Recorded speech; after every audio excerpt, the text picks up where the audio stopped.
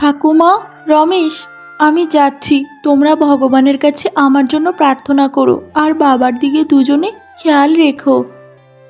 মারে, সাবধানে যাস। আর এই যে তোর থলেটার মধ্যে কিছু খাবার রেডি দিয়েছি, পথে ক্ষুধা লাগলে খেয়ে নিস রে মা। অল্প কটা খাবার, বেশি নেই। ঝিনুকমালা, তুমি নিশ্চিন্তে তোমার যাত্রা করো। তোমার বাবাকে নিয়ে তুমি চিন্তা করো না। তোমার বাবাকে আমরা দেখে রাখবো। আমার বিশ্বাস তুমি সফল হয়েই ফিরে আসবে বউ। এরপর ঝিনুক উত্তর পাড়ের জঙ্গলের দিকে যেতে থাকে। ঠাকুমার কথা মতো উত্তর পাড়ের জঙ্গল শুরু হওয়ার আগে এই গাছতলাতেই তো সাধু বাবার থাকার কথা ছিল। কোথায় সাধু বাবাকে? আমি তো দেখতে পাচ্ছি না। সাধু বাবা! এভাবেই ঝিনুক সাধুকে ডাকাডাকি করতে থাকে, কিন্তু সাধুর দেখা পায় না। ঠিক তখনই এক বৃদ্ধ লোক সেখানে আসে। তুই কে রে মা? এই জঙ্গলের পথে কি করছিস? দাদু, আমি হলাম ঝিনুকমালা। আমার বাবার জীবন মরণ সমস্যা নিয়ে সাধুর কাছে এসেছি। ও, ওই সাধুকে খুঁজতে এসেছিস? ওই সাধু তো সহজে কাউকে দেখা দেয় না রে মা। আমিও পেটের দায়ে খাবার খুঁজতে এসেছি। ক্ষুধায় মরে যাচ্ছি আমি। কি বলছো দাদু? তোমার এত ক্ষুধা লেগেছে? আসো, আমার থলেতে কিছু খাবার আছে, তোমায় এক্ষুনি আমি খেতে দিচ্ছি। এই কথা বলে ঝিনুক তার থলের থেকে সমস্ত খাবার বের করে তাকে খেতে দেয়।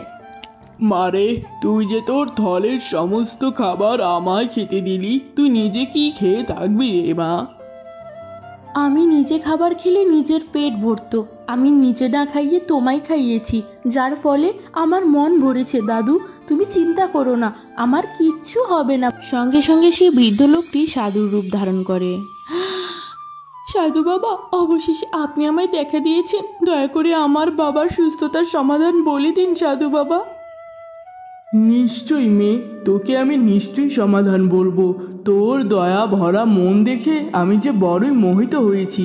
তোর বাবাকে যদি সুস্থ করার সমাধান জানতে চাস, তাহলে যে তোকে শুভ্র হরিণের কাছে যেতে হবে। শুভ্র হরিণ? কিন্তু তার দেখা আমি কিভাবে পেতে পারি সাধু বাবা? তার দেখা পাওয়া খুব বেশি সোজা হবে না রে মা তোর জন্য। শুভ্র হরিণ তখনই কাউকে দেখা দেয় যখন সে বুঝতে পারে মানুষটি সৎ। আমার পালিত ঘোড়া তোকে সেখানে পৌঁছে দিবে।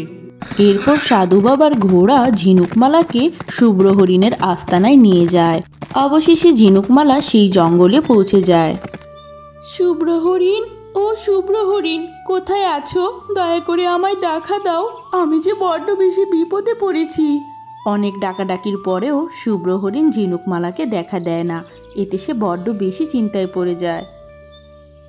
এ কি, সেই কতক্ষণ ধরে ডাকছি, এখনো তো দেখা দিল না। শুভ্র হরিণ যদি আমায় দেখাই না দেয়, আমি ওকে কেমন করে বুঝাবো আমার মনে যে কোনো অসৎ উদ্দেশ্য নেই। এখন বড্ড বেশি ক্লান্ত লাগছে, যাই ওই গাছতলাটায় গিয়ে একটু বিশ্রাম করে নেই। এরপর ঝিনুকমালা একটি গাছতলায় গিয়ে বসে থাকে। কিছু সময় পর ঝিনুকমালা সেই গাছতলাতেই নাক ডেকে ঘুমিয়ে যায়।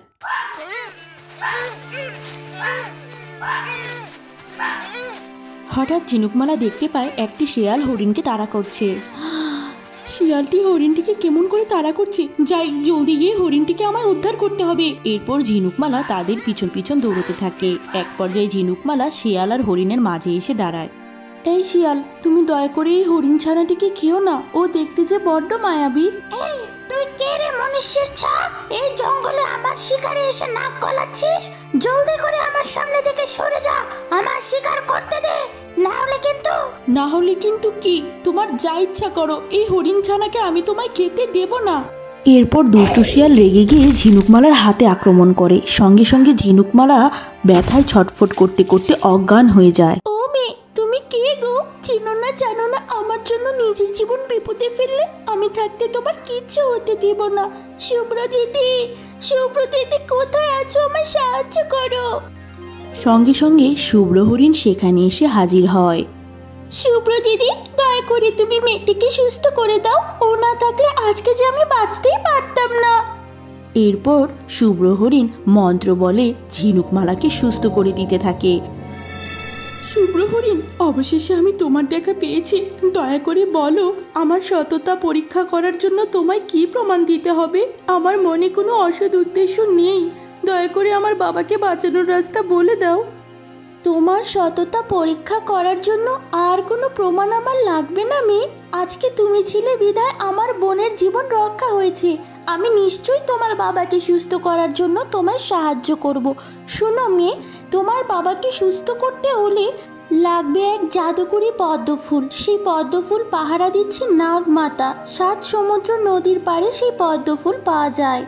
আমি আমার বাবার জন্য সমস্ত বাধা অতিক্রম করব, তবে আমি সেখানে পৌঁছাবো কেমন করে শুভ্র হরিণ?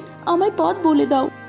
এই জঙ্গল থেকে 25 কদম আগালেই তুমি পেয়ে যাবে জলপরি। সেই জলপরি তোমায় নদী পার হতে সাহায্য করবে। আর আমি এখন তোমায় দিচ্ছি একটি জাদু শঙ্খ। যেই শঙ্খ তোমায় নাগমাতাকে দেখাতে হবে, তবেই নাগমাতা তোমায় কদম ফুল স্পর্শ করতে দেবেন। এই কথা বলে শুভ্র হরিণ জাদু বলে একটি জাদু শঙ্খ হাজির করে। এই নাও মেয়ে, এই শঙ্খটি সাবধানে রেখো। মনে রেখো, অনেক অশুভ শক্তি এই শঙ্খটি নেওয়ার জন্য পথে বসে আছে। এই শঙ্খটি তোমায় রক্ষা করতেই হবে। এই শঙ্খ না পেলে নাগমাতা তোমায় কদম ফুল স্পর্শ করতে দেবেন না। সাবধানে যেও মেয়ে, ভালো থেকো। তোমার উপর আমার আশীর্বাদ রইল। তুমি যেন জয়ী হয়ে তোমার বাবাকে সুস্থ করতে পারো। নিশ্চয়ই শুভ্র হরিণ, এই জাদু শঙ্খের আমি খেয়াল রাখবো। অসংখ্য ধন্যবাদ। তুমি যেন জয়ী হয়ে তোমার বাবাকে সুস্থ করতে পারো। নিশ্চয়ই শুভ্র হরিণ, এই জাদু শঙ্খের আমি খেয়াল রাখবো। অসংখ্য ধন্যবাদ। এরপর ঝিনুকমালা শঙ্খ নিয়ে জলপরীর রাজ্যে যেতে থাকে। সেখানে গিয়ে ঝিনুকমালা যা দেখে, হ্যাঁ, এ কি? শুভ্র হরিণ এ আমায় কোন জলপরীর সন্ধান দিল? যে নদীতে না আছে পানি, জলপরীর দেহে না আছে প্রাণ। এখন আমি কোথায় যাব? কে আমার বাবার জীবন রক্ষার পথ বলবে? সঙ্গে সঙ্গে জলপরী কথা বলতে থাকে। ও মেয়ে, আমার দেহে প্রাণ আছে, আমি মরিনি। আমার নদীর সমস্ত পানি শুকিয়ে যাওয়াতে আমি দুর্বল হয়ে গেছি। এক ভয়ানক ডাইনি আমার নদীর সমস্ত পানি খেয়ে নিয়েছে। ওই পানি ছাড়া আমার শক্তি যে একেবারে অচল, তাই আমি ভীষণ দুর্বল। তাহলে এখন উপায়? আমি কেমন করে আমার বাবাকে বাঁচাবো? তুমি যদি আমার নদীর জল সেই ডাইনির কাছ থেকে ফিরিয়ে আনতে পারো, তাহলে আমি তোমায় নাগমাতার রাজ্যে পৌঁছাতে সাহায্য করতে পারি। ঠিক আছে, আমি তাই করব। কিন্তু সেই ডাইনির রাজ্য তো আমি চিনি না। আমি কেমন করে পৌঁছাবো সেখানে জলপরি? আমি তোমাকে সেইখানে পৌঁছাতে সাহায্য করব মেয়ে, তবে মনে রেখো সেই ডাইনি ভীষণ ভয়ানক। এরপর সেই জলপরি মন্ত্র বলে একটি মস্ত বড় পাখির পালক হাজির করে। এরপর ঝিনুকমালা সেই জাদুকরি পালকে আকাশে উড়ে উড়ে ডাইনির গুহার দিকে যেতে থাকে। সেই জাদুকরি পালকটি ঝিনুকমালাকে ডাইনির আস্তানায় নামিয়ে দিয়ে গায়েব হয়ে যায়। ওহ, জাদু পালক এ আমায় কোথায় নামালো? ডাইনির গুহা তো এখনো দেখতে পাচ্ছি না। যাই, একটু সামনের দিকে আগাই। তখনই গাছ কথা বলতে থাকে। ও মেয়ে, তুমি সেই ডাইনির রাজ্যে কেন যেতে চাইছো? সে ডাইনি ভারী ভয়ানক। ফিরে যাও মেয়ে, ফিরে যাও। যেও না ওখানে, ও ভালো নয়। ও মস্ত খারাপ একজন ডাইনি। গাছবোন, আমার যে ফিরে যাওয়ার আর কোনো উপায় নেই। আমার বাবাকে বাঁচাতে হলে আমায় যে সেই ডাইনির মুখোমুখি হতেই হবে বোন। বাবাকে বাঁচানোর জন্য নিজের জীবনটাও দিয়ে দিব আমি। ঝিনুকমালার এমন কাহিনী শুনে গাছের খুবই মায়া হয়। সঙ্গে সঙ্গে সে মন্ত্র পড়তে থাকে এবং জাদু বলে একটি জাদুকরীর ডাল সেখানে এনে হাজির করে। এই নাও ভালো মেয়ে, এই গাছের ডালটি তোমার সঙ্গে রাখো। এই ডালটি ওই ডাইনির গায়ে লাগালে কিছুক্ষণের জন্য ডাইনি অচেতন হয়ে যাবে। আশা করছি এই ডালটি তোমার সামান্য হলেও উপকারে আসবে। অসংখ্য ধন্যবাদ গাছবোন, এই উপকার আমি ভুলবো না। এরপর ঝিনুকমালা ডাইনির গুহার ভিতরে ঢুকে যায়।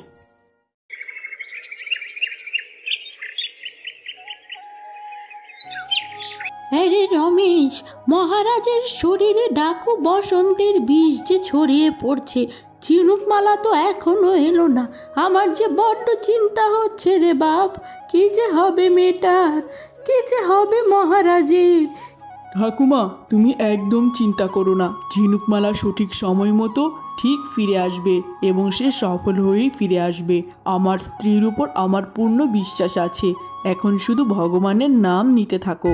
এত বছর পর কোনো মনীষীর ছায়ের এই বোবা ডাইনির গুহায় কি কাজ? কি দরকার তোর আমায়? জলদি বল।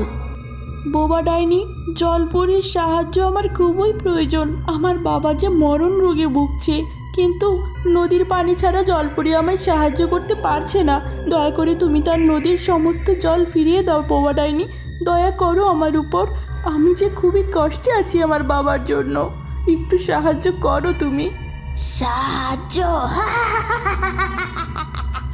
মনীষীর ছা, তোর জানা নেই ডাইনিরা কোনো বিনিময় ছাড়া সাহায্য করে না। যদি তোর সাহায্য লাগে তাহলে তুই শঙ্খ আমার হাতে তুলে দে। সেই শঙ্খ পেলে আমি নদীর জল ফিরিয়ে দিব, বুঝেছিস? বোবা ডাইনির এমন আবদার শুনে ঝিনুকমালা আকাশ থেকে পড়ে, কিন্তু তার হাতে তার কথা মেনে নেওয়া ছাড়া কোনো উপায় ছিল না। ঠিক আছে বোবা ডাইনি, আমি তোমায় সেই শঙ্খ দিব, কিন্তু তার আগে তোমায় সেই নদীর জল ফেরাতে হবে। না, সেই চালাকি করলে হবে না বাপু। আগে শঙ্খ, এরপরে নদীর জল। এরপরে সেই ডাইনি শঙ্খটি নিয়ে নেয়। তারপর ঝিনুকমালা বোবা ডাইনির সাথে জলপরীর রাজ্যে যেতে থাকে। সেখানে গিয়ে বোবা ডাইনি মন্ত্র বলে নদীর সমস্ত জল ফিরিয়ে দিতে থাকে। নদীর জল ফেরানোর সঙ্গে সঙ্গে ঝিনুকমালা সেই গাছের ডাল ডাইনির গায়ে ঘষে দেয়। সঙ্গে সঙ্গে ডাইনি অচেতন হয়ে যায়। ঝিনুকমালা, তোমার হাতে বেশি সময় নেই বোন। যতক্ষণ এই ডাইনি অজ্ঞান আছে, এর মাঝে জলদি জলদি নাগমাতার রাজ্যে পৌঁছে যাও। ওর জ্ঞান ফিরলে ও যে বড় তাণ্ডব ঘটাবে। জলদি চলে যাও তুমি। কিন্তু আমি চলে গেলে এই ডাইনি যদি তোমার উপর আবার আক্রমণ করে, তখন কি হবে জলপরী? বলো। আমায় নিয়ে তুমি ভেবো না, আমার নদীর জল ফিরে এসেছে। এর মানে আমার শক্তির সামনে এই ডাইনি টিকতেও পারবে না। তুমি নিশ্চিন্তে এক্ষুনি চলে যাও, আমি পদ্মপাতার ব্যবস্থা করছি। এরপর ঝিনুকমালা জলপরীর দেওয়া জাদু পদ্মপাতাতে করে নাগমাতার রাজ্যে যেতে থাকে। অবশেষে ঝিনুকমালা নাগমাতার দেখা পায়। প্রণাম নেবেন নাগমাতা, আমি অনেক কষ্ট করে আপনার কাছে এসেছি। দয়া করে আমার বাবাকে সুস্থ করার রাস্তা বলে দিন। সে পদ্মফুল আমি কোথায় পাবো নাগমাতা? ঝিনুকমালা, অবশেষে তুই তোর বুদ্ধি এবং সাহস দ্বারা আমার রাজত্ব পর্যন্ত পৌঁছে গিয়েছিস। আমি নিশ্চয়ই তোকে পদ্মফুলের সন্ধান দিব। তবে এখনও যে একটি পরীক্ষা তোর সামনে আছে। যমজ পদ্মফুলের মধ্য থেকে তোকে সঠিক পদ্মফুলটি বেছে নিতে হবে। একই রকমের ফুল থেকে আমি আসল ফুলটি কেমন করে বেছে নিব নাগমাতা? সেই কাজটা শুধুমাত্র তোকেই করতে হবে ঝিনুকমালা। তবে মনে রাখিস, যদি সঠিক ফুলটি বাছাই করতে না পারিস, তাহলে তোর প্রাণহানি হতে পারে। তোর অনেক বড় ক্ষতি হয়ে যেতে পারে। যা করবি ভেবেচিন্তে করবি।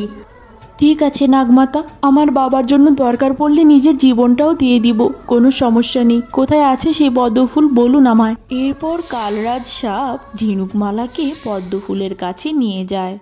হে বিধাতা, এই কোন পরীক্ষায় তুমি আমায় ফেললে? দুটি পদ্মফুল তো একেবারে একই রকম। এর মধ্য থেকে আমি আসলটিকে আলাদা করব কেমন করে? না, বাবার জন্য আমায় করতেই হবে। এই কথা বলে ঝিনুকমালা ডান দিকের পদ্মফুলটি তুলে নেয়। ভুল পদ্মফুল তোলার কারণে ঝিনুকমালার সমস্ত শরীরে আগুন লেগে যায় এবং আগুনের তাপে ঝিনুকমালা জোরে জোরে চিৎকার করতে থাকে। কিছুক্ষণ পর ঝিনুকমালা যখন নদীর জলে নিজের চেহারা দেখে, সে অবাক হয়ে যায়। সমস্ত শরীর তার আগুনে ঝলসে গেছিল।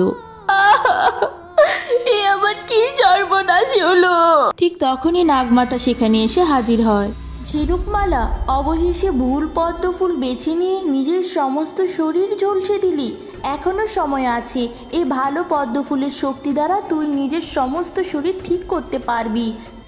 না নাগমাতা, আমার সমস্ত শরীর ঝলসে গেলে ঝলসে যাক, কিন্তু আমি এই ফুলের শক্তি শুধুমাত্র আমার বাবাকে সুস্থ করার জন্যই ব্যবহার করব। লাগবে না আমার সৌন্দর্য। আমার বাবার সুখেই আমি সুখী। তোর মতো এরকম সাদা মনের মেয়ে আমি খুবই কম দেখেছি। জগতের প্রত্যেকটা মানুষ যদি তোর মতো হতো, জগতে পাপ অনেক কমে যেত। তোর মতো এরকম সরল মনের মেয়ের কিছু তো উপকার নিশ্চয়ই করতে হবে আমায়। এই কথা বলে নাগমাতা মন্ত্র পড়তে থাকে এবং ঝিনুকমালার সঙ্গে সঙ্গে পরম সুন্দরী কন্যাতে পরিণত হয়ে যায়। তার দুধে আলতা গায়ের রং আর সারা শরীরে একটিও পোড়া দাগ ছিল না। এই কি নাগমাতা, আপনি আমায় এত সুন্দরী করে দিলেন, কিন্তু আমি বিনিময়ের জন্য তো কিছুই করিনি নাগমাতা। আমি সেটা খুব ভালো মতোই জানি ঝিনুকমালা, তোর মনের ভিতরটা যেমনটা সাদা, তোর বাহিরটাও আমি ঠিক তেমনই করে দিয়েছি। এই সবই তোর সততার পুরস্কার। যা, এই পদ্ম ফুলটি নিয়ে তোর বাবাকে সুস্থ করে দে আর সুখে শান্তিতে জগতে বাস কর। অসংখ্য ধন্যবাদ নাগমাতা, আপনার এই দয়া আমি আজীবন স্মরণ রাখবো। এরপর ঝিনুকমালা পদ্ম ফুলটি তুলে নেয়, এরপর পদ্ম পাতাতে করে তার বাড়ির দিকে পৌঁছাতে থাকে। বাড়ি এসে ঝিনুকমালা সেই পদ্ম ফুল তার বাবার গায়ে ছোঁয়াতেই রাজা বীরবল আবার আগের মতো সুস্থ হয়ে যায়। মা ঝিনুকমালা, তুই যদি না থাকতি হয়তো বা এতক্ষণে শ্মশানে আমাকে পোড়ানো হতো। তোর মতো মেয়েকে আমি যে এত বছর লাগিয়ে দিয়েছি চিনতে, সেটা আমার ভাবতেও লজ্জা লাগে। মারে, সব রাগ অভিমান ভুলে আমার সাথে প্রাসাদে চল মা, ঘরের লক্ষ্মী ঘরে ফিরে চল রে মা। কিন্তু বাবা, আমার স্বামীকে ছেড়ে আমি তোমার সাথে কেমন করে যাই? তাছাড়া আমার স্বামী একজন গরিব কাঠুরিয়া, সেও বা তোমার প্রাসাদে কেমন করে যাবে বাবা? এই কি করে হয়? না রে মা, তোকে একা যেতে হবে না, তুই জামাইকে নিয়েই প্রাসাদে চল মা। তুই যেখানে, জামাই তো সেখানেই থাকবে। জামাই বাবাজি, তোমার কোনো আবদার নেই তো এই বিষয়ে? থাকলে জানাও আমায়, আমি সেটা পূরণ করব, যদি তোমার কোনো মতামত থাকে তো।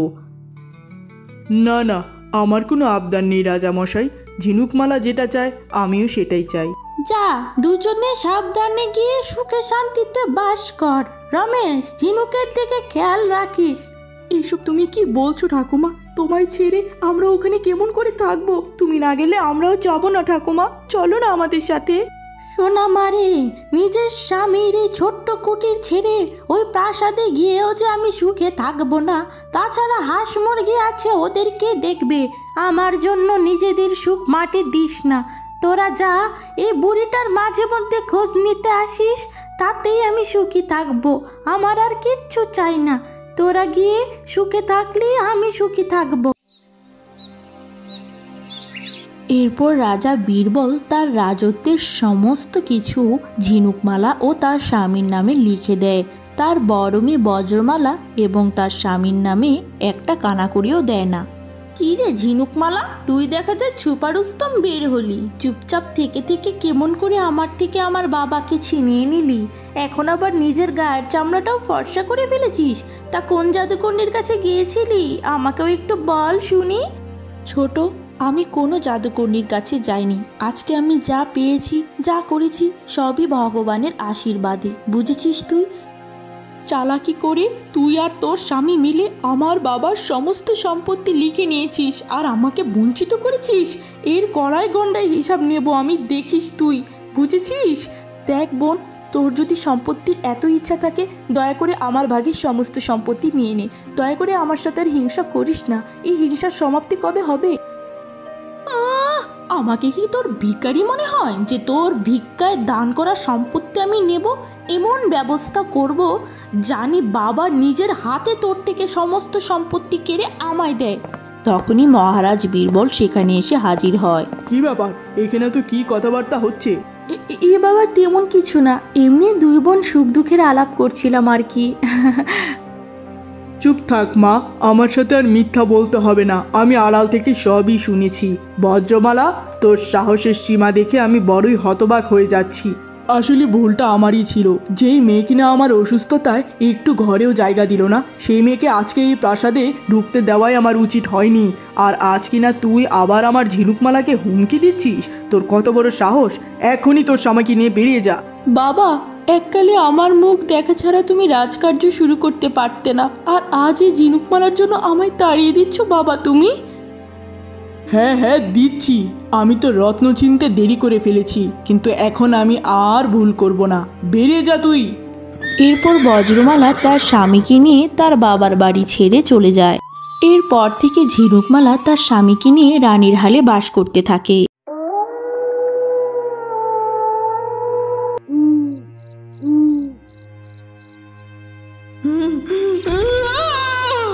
আমি বজ্রমালা আজকের রাতে নিজের রক্তের দিব্যি খেয়ে বলছি, রাজা বীরবল, যে ঝিনুকমালার জন্য আপনি আমায় এত বড় অপমান আজ করলেন, সেই অপমানের জবাব আপনাদের হাড়ে হাড়ে আমি দেব। আমি ফিরে আসবো আবার।